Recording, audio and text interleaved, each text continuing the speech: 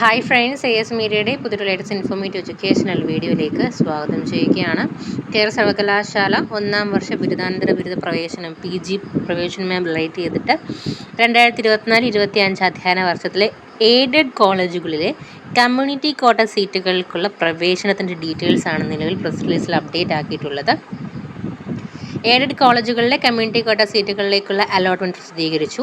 വിദ്യാർത്ഥികൾക്ക് അവരുടെ പ്രൊഫൈലിൽ ലോഗിൻ ചെയ്ത് കമ്മ്യൂണിറ്റി കോട്ട അലോട്ട്മെൻറ്റ് എന്ന ടാബ് ഉപയോഗിച്ച് അലോട്ട്മെൻറ്റ് പരിശോധിക്കാവുന്നതാണ്. അലോട്ട്മെൻറ്റ് ലഭിച്ചിട്ടുള്ള പക്ഷം ഫീസ് അടച്ച്, അതായത് നിലവിൽ യൂണിവേഴ്സിറ്റി ഫീ അടയ്ക്കാത്തവർ ഫീസ് അടച്ച് മെമ്മോ ഡൗൺലോഡ് ചെയ്യുക. സെപ്റ്റംബർ 7 അലോട്ട്മെൻറ്റ് ലഭിച്ച കോളേജിൽ ഹാജരായി പ്രവേശനം നേടേണ്ടതാണ്.